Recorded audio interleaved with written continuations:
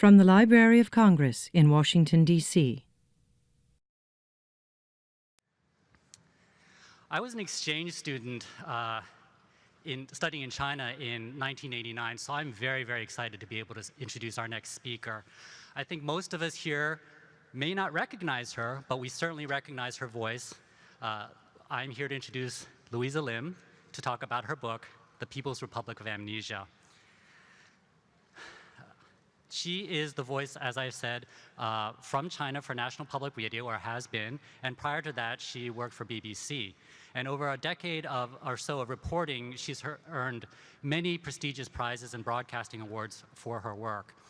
During the previous academic year, 2013 to 2014, Louisa was a Knight Wallace Fellow at the University of Michigan, and I just learned that for the next academic year, she will be teaching at the University of Michigan in the journalism school. For me, reading her book brought back to me a flood of memories from my year in China, and especially the events that surrounded Tiananmen. Having been in China around that time, I found a recent quote in the Wall Street Journal about her book to be especially relevant. In that article, Professor Benjamin Reed said her depictions, and this is where I quote, "enhance our sense of the human costs of suppressing the past, of dulling the young's understanding of the world and capacity for critical thought, of severing people from a homeland that they yearn for, and of trying to pretend that none of it is happening." So with that, please join me in welcoming Louisa Lim.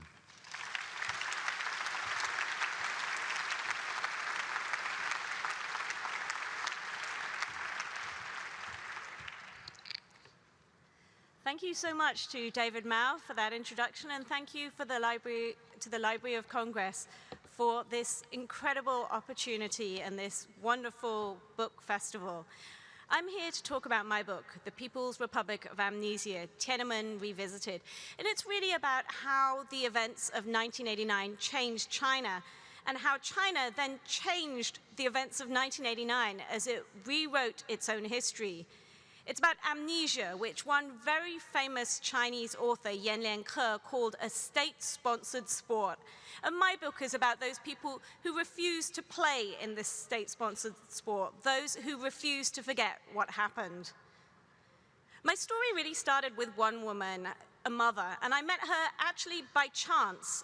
I was working in Beijing as NPR's correspondent, and I was sent to Chengdu on a completely different story, and I just met her by chance, and her name is Tang Deying, and we met in this sort of shiny new apartment block in this sort of brand new part of the city. But she was almost like a throwback from another time. She was in her 60s, she's a very small woman. She's like an old school, dispossessed peasant farmer shuffling around in flip-flops, smelling of garlic with an incredibly strong accent. But when she began talking, I discovered that this was a very uniquely determined woman.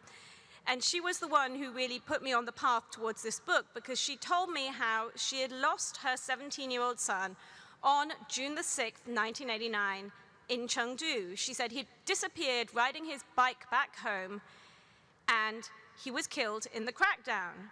And I said, well, what crackdown? And she said, oh, well, you know, there was a crackdown in Chengdu as well. And I hadn't known that. So that was the thing that started me on this trail, because I wanted to find out more. So I started to look for other accounts. I started to look for eyewitnesses, for people who had been in Chengdu 25 years ago, who had taken photos, who'd written diaries. And I started to look for Chinese propaganda accounts and US diplomatic cables. And piece by piece, I tried to piece all of these different pieces together. And I discovered this completely forgotten story, that there had been a crackdown in Chengdu as well. That in 1989, while the demonstrations were going on in Beijing, they were also going on all over the country. In Chengdu, hundreds of thousands of people had taken to the streets. And after people died in Beijing, people also died in Chengdu at the hands of government forces and acknowledged by the government. And that sort of brought up the real central question that I was tackling. How is it possible that an event like this that happened 25 years ago within living memory, how can it be forgotten? How can it be deleted from the collective memory? And that was when I realized one thing, that memory depends on geography. So here in the West, when we talk about Tiananmen and about 1989, it invariably brings to mind the one iconic image, and I've brought it along as a visual aid, Tank Man, this skinny man in the white shirt carrying his 2 plastic bags, standing up to the power of the state.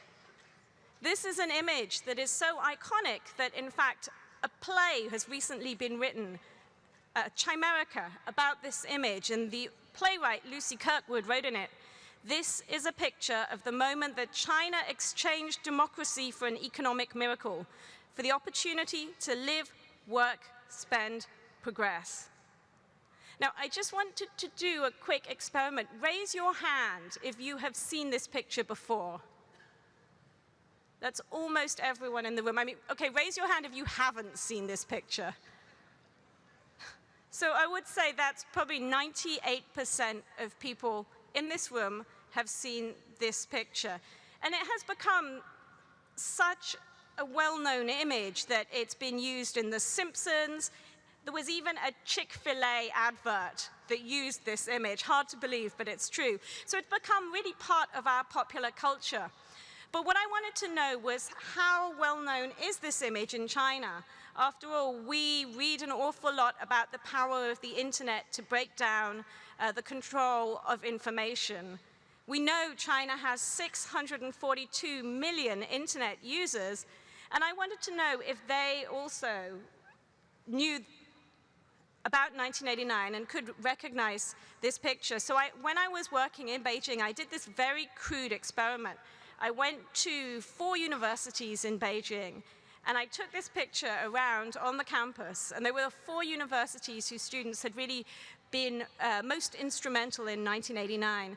And I asked students there, do you know what this picture is? And if they said yes, I said, well, tell me. And I was surprised to find only 15% of Chinese students knew what this picture was, compared to, 98% of people in this room. I think, to me, that really shows the success of the state in expunging this whole episode from its history and continuing to block access to information about it. It was a pretty crude experiment, but it was also quite interesting because I discovered really quickly that it was very effective. Before I went, I thought, well, maybe I won't be able to tell if people are lying to me, but I discovered that the power of this image is such that those people who knew what it was had almost a visceral, physical reaction to the picture. They would see it and they would shy away from it. They might gasp. One man said, "Oh my God." But this was only a small proportion of the students. Most of the students, the 85% who had no idea, they would not shy away from this image. They would lean in to try and look at the details. And there was no flicker of recognition on their faces. And they would ask me questions. So one student, a PhD student, asked me, "Is it South Korea?" An astronomy major asked me, "Is it Kosovo?" 19 students believed that this was a picture of a military parade. That's more students than those who actually knew what it was. And of those students that did recognize it, it was interesting that quite a lot really defended the government. They said what the government did was necessary, and China would be much worse off today if the government had acted any differently. So it was really a retrospective justification based on China's phenomenal growth rate over the past 30 years. And I think that is a very mainstream view, even among some of those that went out and protested in 1989. And for me personally, this experiment was also very interesting because I suddenly realized how nervous I was when I was on those campuses asking those questions. If you bear in mind, at this point, I'd already been a reporter based in China for 10 years, so I'd done an awful lot of kind of sneaking around and dressing up as a peasant and trying to sneak into areas past police checkpoints into closed areas and this kind of thing. But then when I was walking around the university campuses with that picture, I became convinced that I was going to get detained. I was sweating like anything. And I just suddenly realized this is the extent to which I myself have internalized the censorship. And if I, who am carrying a journalist card, which gives me license to be asking these questions, if it makes me so nervous to talk about 1989, what is it like for ordinary Chinese people? Now, you may ask, why don't people in China know what happened in 1989? And I mean, one simple answer is that it's not taught in schools at all. In university, only history majors learn about 1989. And what they learn is very limited. The textbook they use has 529 pages, and only 4 of them, 4 pages, touch on the events of 1989. And even that account contains what one French professor, Michel Bonin, called a monumental historical untruth.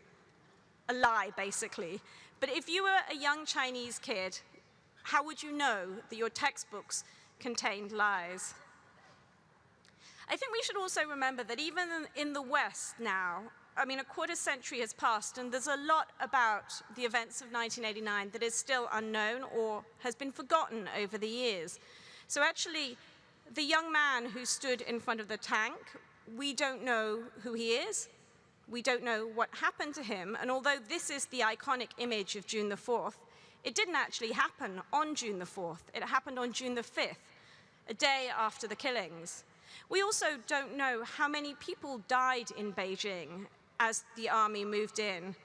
The figures ranged from the preliminary figures, which were just over 200, to estimates in the thousands. At the time, the Red Cross put out an estimate that 2,600 people had died, but that was quickly withdrawn under political pressure. So we really don't have the numbers.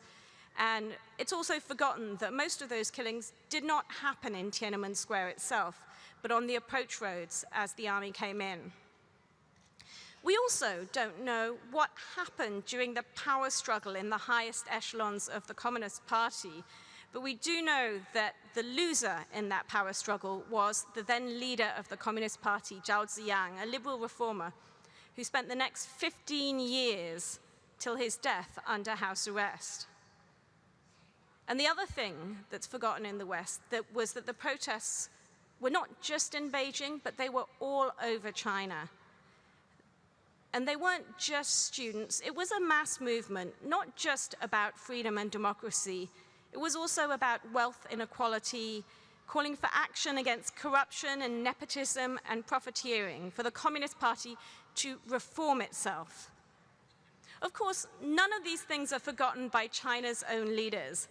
They know that those demands made a quarter of a century ago are much more pressing today than they were 25 years ago.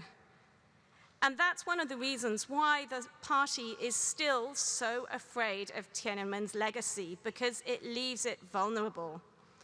So the government has really tried to cover up what happened.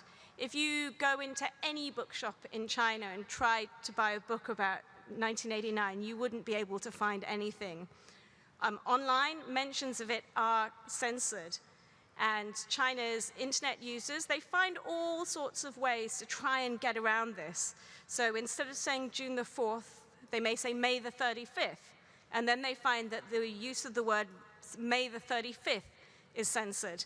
This year, for a while, they started saying April the 65th. But then that was censored. So this has really led to this really a great forgetting, which has happened on an individual level, but also on a collective level. And there were all kinds of signs of this. For example, in 2008, a Chinese newspaper actually ran a picture of a student protester from 1989, a young man being rushed to hospital on the back of a flatbed bicycle covered with blood.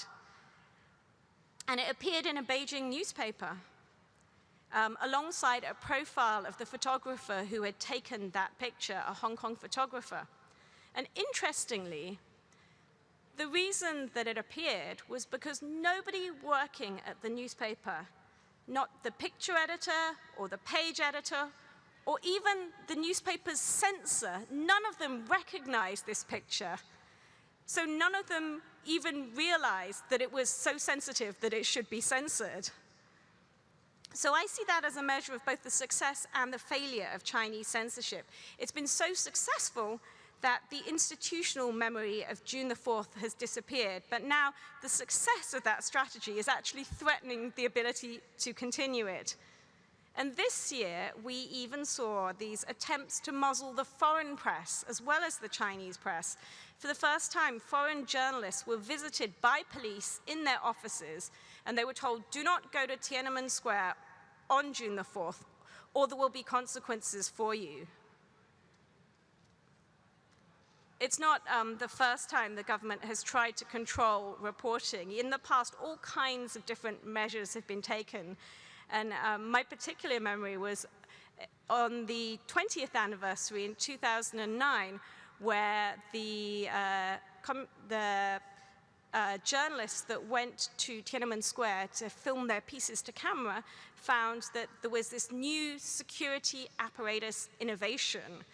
And it was every time the cameraman turned on the camera to try and film them, they would discover plainclothes policemen with big checkered umbrellas standing in the way, standing between them and their cameraman, so they couldn't film a piece to camera. And it became the focus of a lot of the newspaper reports. People called them the umbrella men of Tiananmen Square, because it was such a bizarre strategy to use men with umbrellas to stop people from talking about Tiananmen. So when I started thinking about writing this book, I knew that it was an incredibly sensitive topic, and I knew that it would be difficult to write a book like this. And so I took all kinds of precautions in order to try to make sure that I had done my research and that I could do the things that I needed to. And I set myself all kinds of rules. So I decided never to talk about my book at home, and I never talked about it in the office either, because I lived and worked in a diplomatic compound which was widely believed to be bugged. I also never talked about it on the telephone, and I never sent an email referring to it either. So when I wanted to interview people, I wouldn't even tell them what I was doing. I would ring them up and I would say, I'm a journalist, a foreign journalist, can I meet you? And it was only when we were face to face that I would explain what I was doing. And I even I had a brand new computer that had never been online, and I typed into this computer, and at night I kept it locked in a safe in my apartment, because I was worried about the consequences of writing the book, particularly for the people that I was talking to. And I was right to worry, because in this kind of environment, any acts of remembrance are a challenge to the dominant narrative. And those who refuse to forget are punished. We saw that this year. 152 people were arrested or detained or placed under house arrest in the clampdown in the run-up to the anniversary. It was the worst clampdown for years. And there were even cases. There was one unfortunate factory worker who went to Tiananmen Square, and he took a selfie of himself making the V signal, V for victory, in front of Tiananmen Square, in front of Tiananmen Gate, and he ended up arrested for that, for creating a public disturbance. Several of the people in my book were also harassed. There's a woman called Zhang Xianling who lost her 19-year-old son to an army bullet in the head, and she later went on to co-found a pressure group called the Tiananmen Mothers. And she took part in a forum in Beijing. 15 people were there. It was a commemoration forum in a private apartment where they just got together to talk about 1989. 5 of the people who attended that were detained, again, for creating a public disturbance, although it was in a private apartment. Another person who I profiled was a young soldier called Chen Guang. And in 1989, he was one of the soldiers who was sent to clear Tiananmen Square. And afterwards, he became an artist. And he was so haunted by what he had seen that day that he used, and he still uses his art to express and to remember what happened. So he cannot show his art in China. But this year, he did an installation where he had an empty studio with white walls, and he painted dates from 1989 to 2014 on the walls of that studio, and then he whitewashed them out. He was detained for more than 6 weeks for that simple artwork. He said, "History is like a blank. It has been wiped out." And nowhere is that more true than in the city of Chengdu, the city that I mentioned in the beginning, the city with the forgotten crackdown. There as well, there were huge student protests. So many people were out protesting that instead of the normal greeting, "Have you eaten yet?" people would ask each other, "Have you demonstrated yet?" And in Chengdu as well, they had a hunger strike. They had a big square called Tianfu Square with a huge statue of Chairman Mao. And under Chairman Mao's feet, they had this hunger strike. And it became known as Little Tiananmen. On June the 4th, after the killings in Beijing, people in Chengdu got to hear what had happened in Beijing, and they came out on the streets again, this time in protest against the killings in Beijing. They carried signs saying things like, "We are not afraid of death," and these big traditional funeral wreaths. So it was a real act of bravery, knowing that troops had opened fire on unarmed protesters in Beijing.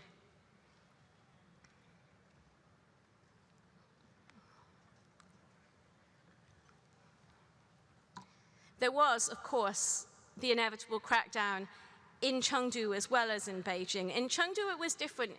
It was not the army, but the People's Armed Police, the paramilitary police that were called in. And they used water cannons, and they used batons. And it was very brutal. They targeted protesters, and they targeted their heads. And people sent me pictures that were taken inside the hospitals, and these showed sort of rows of people with their heads bandaged. You could quite clearly see that they'd been trying to beat people up and do maximum damage. I was even sent a secret report that was written by an elderly Communist Party member who'd been on the streets, and he was so appalled and disgusted by what he saw on the streets that day that he smuggled himself into the hospitals and interviewed the injured people and wrote a report about it, and then had that smuggled out of China, but nobody did anything about it. I only received it 25 years too late. But the government could not hide what had happened. The geography is such that it was right in the middle of the town. There were so many witnesses. So instead of trying to hide what happened, they instead tried to fill the information space. They released this book called The Whole Story of the Chengdu Riots, which was released a month later, 700,000 copies. And in this book, the government said 8 people had died that day. 1,800 people had sought treatment. So to me, this was shocking, but I was even more shocked to discover that this actually wasn't the bloodiest episode that happened in 1989 in Chengdu. And I found out about that just through eyewitnesses and other documents. Because what happened after the initial crackdown was that the people were so angered by the brutality that they began retaliating against buildings that belonged to the state. They began setting on fire buses and police cars and burning down this huge market which took up an entire city block. And then on the night of June the 5th, a mob of people raided a hotel called the Jinjiang Hotel, which still exists, and it's still a very smart hotel. And at the time, the US Consulate General was based in that hotel, so there were all kinds of accounts of what happened that day. So the police were called, and they tried to restore order when this crowd was breaking into this hotel. And there were a lot of Westerners who were staying at the hotel, and for a while they were sheltering in the residence of the US Consul General. And then they were told, oh, order's been restored. It's safe to go back to your own rooms. So they all returned to the front of the hotel, and from their windows at the front of the hotel, they saw this very shocking scene. They saw protesters lined up in rows, kneeling in the courtyard with their hands wired or tied behind their back in a way which the witnesses said would have required their arms to have been broken. And they watched out of the window as these plainclothes policemen walked among the kneeling men. And they watched as an order was given, and the policemen went round, and one by one they beat the protesters, smashing their skulls with iron rods. And they watched as 2 trucks pulled in, and the bodies were thrown into the trucks, like garbage, like sacks of potato, like slabs of meat, like carcasses. Those were 4 different descriptions given to me by 4 different witnesses, none of whom even knew each other, and knew that anyone else had seen the same things that they saw. One of them actually said to me, I don't remember anyone screaming. There was no noise, just the bodies piling on top of each other. There were definitely lifeless bodies. I imagined if anyone was alive, they would not survive in that pile. So I really wanted to find out more, so I went back to the Chinese sources, and the whole story of the Chengdu riots wrote about this whole episode. It even gave numbers. It said 70 people were detained at that hotel at that day. And the newspapers even acknowledged the police use of violence against protesters there. But what actually happened? Were all those people killed? 70 people in the full view of the foreigners? I don't know for sure. I can't say for sure. Too many years have passed, and there's just too much that's unknown. But what I do know is those eyewitnesses that I spoke to, they really believed that they had witnessed an atrocity. And they were very traumatized. Many of them, they were repatriated back to their own countries, and many of them went to the press. They went to Amnesty International, and they tried to tell the story of what they had seen. But what had happened in Beijing was so much bigger, it was so overwhelming that people weren't really listening. So I still had this question, could all these people have died and no one knew? So it brought me back to Tang Diying, the woman who had lost her son that day. And she told me her story, and she told me that very early on, after her son disappeared, she was told by another person who was detained at the same time as her son that he had been beaten to death in police custody. And she's really devoted the last 25 years to trying to find out more about the exact circumstances of her son's death. She has visited Beijing 5 times, and each time she was caught and sent back. She was detained, she was beaten. Twice she was locked in an iron cage.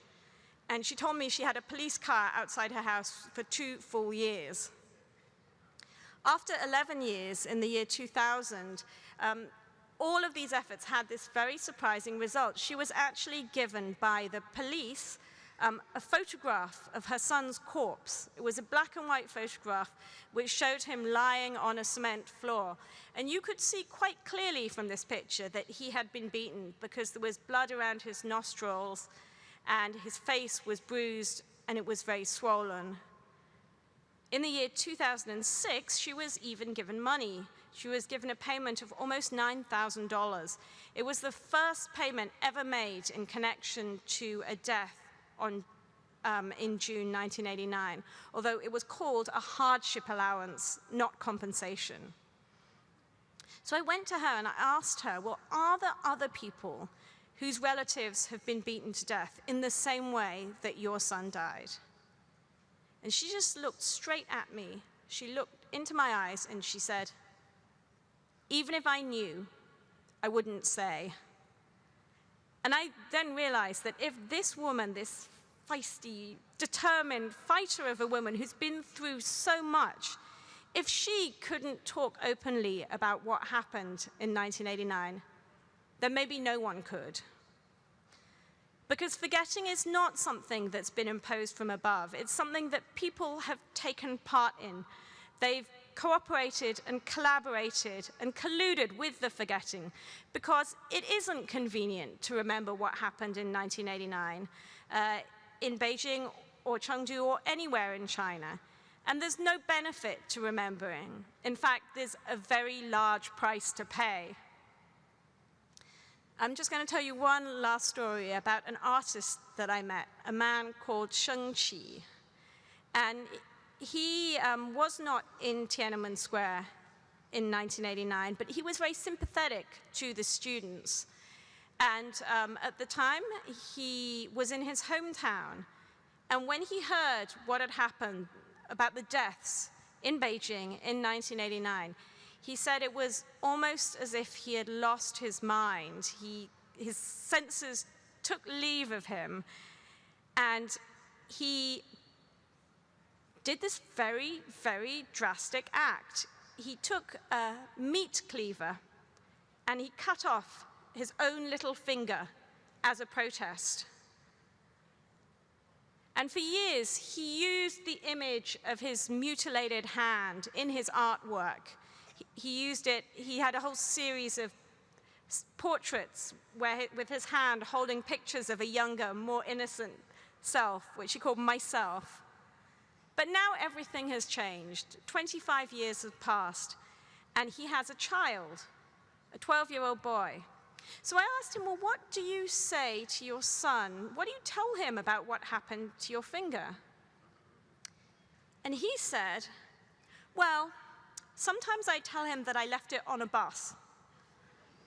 And I said, well, he's 12. He doesn't believe that. And he said, I know he doesn't believe it, but I'm always thinking of some kind of story to tell him, because he's still a little kid, and I want to protect him. And I think that's really how people feel in China. They feel that their kids need protecting from the truth of what happened in 1989 in order to succeed and in order to thrive. And you may ask, well, what difference does it really make knowing what happened in Chengdu or in Beijing in 1989? I mean, 25 years has passed. The world has changed. China is now the world's second largest economy. It's lifted hundreds of millions of people out of poverty. Does it really matter anymore? And I would argue that yes, it does matter. It matters because history matters. And history matters so much to the Communist Party, to the Chinese government, that they are willing to spend all this money and manpower muzzling people like Tang Deying, who just wanted to find out what happened to her son. So the cover-up is not just at the top. After all, memory, which is really, it's the most personal of spaces. It's inside your own head. But it has become a political space, and people have allowed that to happen. They've allowed themselves to become party to state-sponsored amnesia. As one dissident wrote, a massive secret has become a massive vacuum.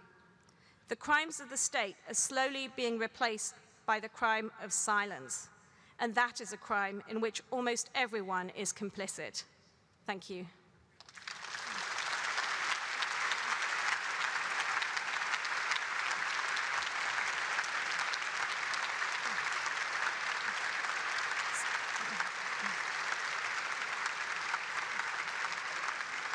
So we have some time for questions, if anyone has any questions.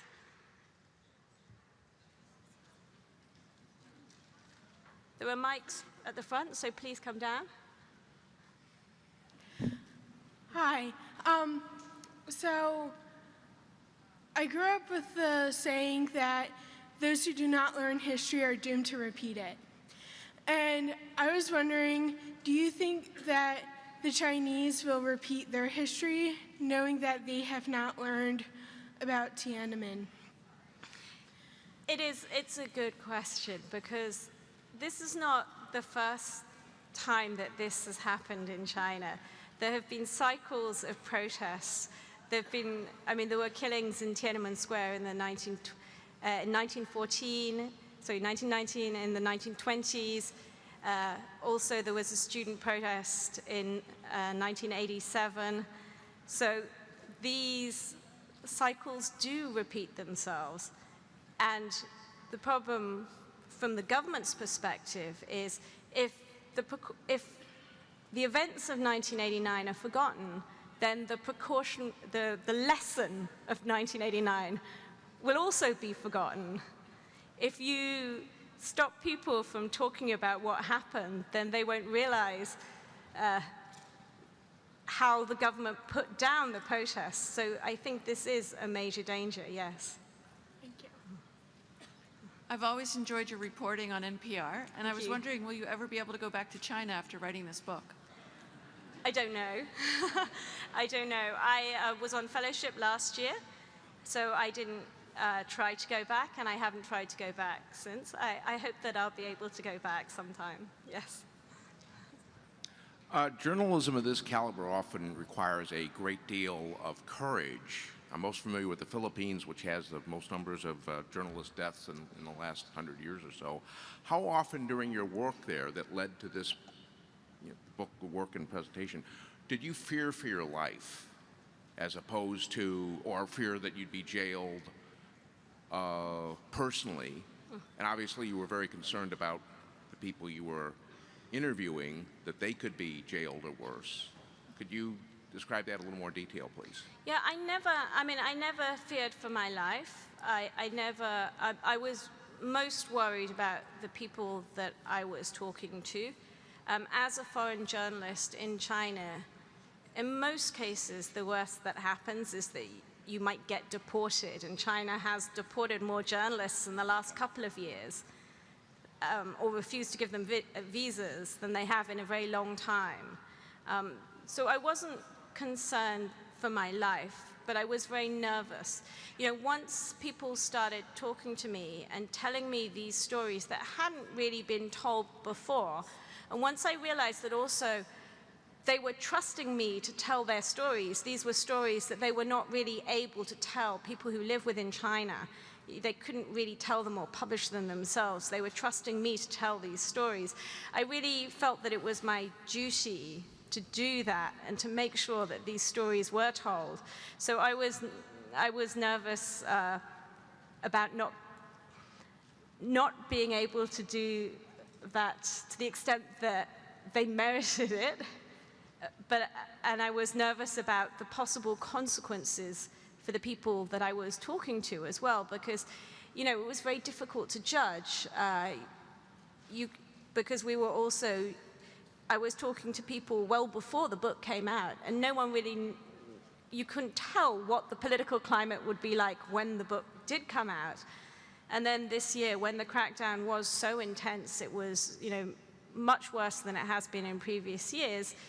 It was a matter of great concern for me, but I never worried that much about my own life or my own safety. Thank you. Hi, I was an exchange student in Beijing in 1990, sort of demonstrations. I was very sympathetic to the students, but as the old saying goes, hindsight's 20/20. I mean, looking back, Zhao Ziyang, he begged the students in his last public appearance to leave the square, and the original plan was to leave the square once the goddess of democracy statue was let's made public. But through some bad decision making, a minority wanted to stay, and they stayed, and the crackdown occurred. And looking back, at the time of the Tiananmen Square demonstrations, there was more or less the whole economy of China was a standstill. the whole city was like, buses weren't running, like businesses weren't open. I mean, there's a limit any government would do before they start cracking down. And looking back at the situation, also looking at the real China, the 1.1 billion peasants who were not aware of the protest. All the protests were in China, which represents like perhaps 100 million. If you want to change China, you can involve the real China, the 1.1 billion peasants, and that's how like the Mao and the communists came to power, harnessing the power of the peasants. Or perhaps looking back, the students naive and really what they could accomplish. What's your own personal opinion on that? Well, I mean, the students, first of all, you have to remember they were extremely young. They were 18, 19, 20, and they had no experience whatsoever of kind of political participation.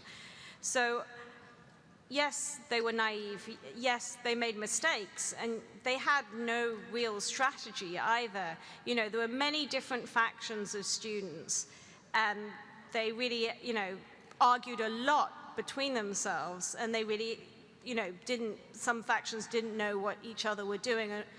So yes, they were naive and they made mistakes, but I think that doesn't mean that the government had to have dealt with it in that kind of way. There were very many other kinds of ways of dealing with protests. And the way in which it was dealt, sending in 150,000 troops, opening live fire on unarmed protesters, that was designed to send a very distinct message, and that message was sent. Okay. I was curious, you ever read the book Fragile Superpower by Susan Schrick, Yes. whatever? I think it's a very good book to read and understand how the Communist Party leaders think. And that, I think if you want to understand why the Communist parties did what they did, read that book. It's a really good book. Yes, Yeah, it is okay. a very good book. Yes. I'd second that. Hi, when you opened, you mentioned that you spent the early parts of your research talking to students at universities, and I was wondering if there are any studies that you know of that are more formal research of people's awareness of Tiananmen. I know it would be really challenging, but is there anything out there that exists? If there's anything out there, I couldn't find it. I looked, but I think it is incredibly difficult to do this kind of research. Even for foreign academics, if you wanted to go and do research in China, you would need sponsoring by some kind of Chinese academic institution, and they would certainly not approve of this kind of research. And I think that we have seen a move away from covering topics that the Chinese government might deem as controversial, because a lot of academics do worry about getting blacklisted. And it has happened. There was a case a few years ago where 13 academics were not given visas because they had contributed to a book about Uyghurs in northwestern China. So I think there are, you know, very large obstacles to trying to carry out a study like this if it has happened. I looked hard, I couldn't find anything. Thank you. Oh, last question. Hi, I recently read this book, The Man on Mao's Right. I don't know if you've read that book, but it was really interesting, and it was about the interpreter for both Mao and Zhou Enlai, and I'm sure I'm corrupting names, pronunciation, but what was so interesting to me was he was Ivy League educated here, and he intensely wanted to go back during the revolution, and he did. And in the book, he's so slow to realize the harm that Mao was doing as well as the good until he personally was affected. And he ends up being the main diplomatic interpreter during the Korean War in many incidents. What was really interesting to me was he ended up in London as a diplomat and came back to visit during Tiananmen. And his account of that is, you know, he got so scared from the moment he saw violence. He really, in the book, says he sort of went away from Tiananmen and he was sort of villainized back in London. But I guess the point I want to make about it is that he really had a schism. The Chinese psyche was such that the Japanese invasion, their perception of the Korean War, so many harms done to the Chinese affected his passion for revolution, and so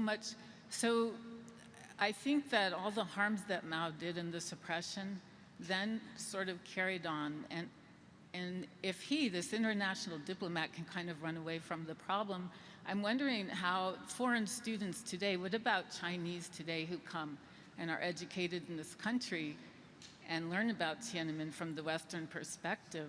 Have you delved into that at all? Like, how do they try to carry those stories back, or how do they react to that? Do you know? Yeah, I mean, it's a good question, because there are increasing numbers of Chinese students in the US, I think more than 200,000 now. And these are students that are suddenly have access to all this information. And it's interesting, some students are really very interested, and I've taught at a number of universities now where I've taught to Chinese studies departments and Chinese student organizations.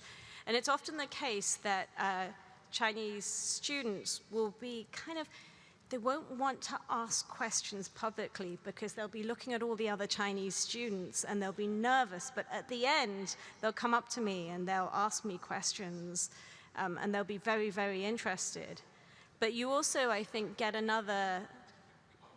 there's another quite different response from some students, because the way that history is taught in China really makes such great use of the humiliations, the 100 years of humiliation, that it does mean that students leaving China have really had this imprinted on their psyche, and they're really quite nationalistic. And when they hear these other versions of history, which are unfamiliar to them, in some cases, they just simply don't believe that that's true. They think that this is, a sort of Western perversion of their history, that, this is all biased. It's impossible. It just couldn't have happened that way. And it's just another example of kind of the Western world and how it's biased towards China. And so I think this, too, was one of the reasons why I wanted to write this book, because I really wanted these students coming out of China to read something and to read other versions and to at least consider the possibility in order to try and break that silence. Thank you. This has been a presentation of the Library of Congress. Visit us at loc.gov.